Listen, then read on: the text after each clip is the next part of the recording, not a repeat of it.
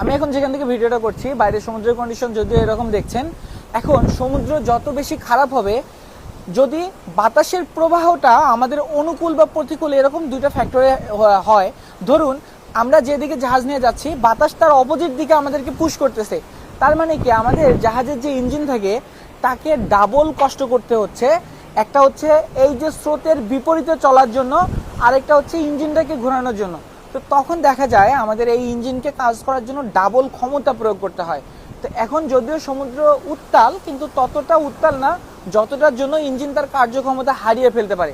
কিন্তু মাঝে মাঝে এরকমও আমি শুনেছি অনেকের কাছেই যে যখন সমুদ্রের মাঝে জাহাজ চলে তখন সমুদ্রের মাঝে এত উত্তাল থাকে যে ইঞ্জিন সর্বোচ্চ দিয়ে চেষ্টা করার পরেও জাহাজকে সামনে এগিয়ে নেওয়া খুবই টাফ হয়।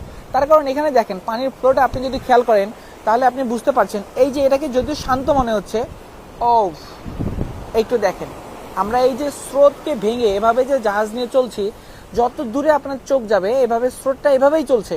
তো যদি আমাদের জাহাজ সামনে যাওয়ার চেষ্টা করে, আমরা যদি ধরেন জাহাজ নিয়ে এদিকে যাচ্ছি আর স্রোত আমাদের এই দিকে ঠেলার চেষ্টা করছে, তো জাহাজের যখন ইঞ্জিনটা ঘুরবে তখন ইঞ্জিন ঘুরলেও জাহাজ সামনে যাবে ঠিকই, স্রোতের জন্য আবার পিছিয়ে আসবে, আবার সামনে যাবে স্রোতের জন্য আবার পিছিয়ে আসবে। তো তখন জাহাজ যে নির্দিষ্ট একটা পজিশন আছে সেখান থেকে সামনে যাওয়াটা খুবই টাফ হয়ে যায়। তো তখন অনেকেই বলে যে জাহাজের ইঞ্জিনের স্পিড তখন শূন্য।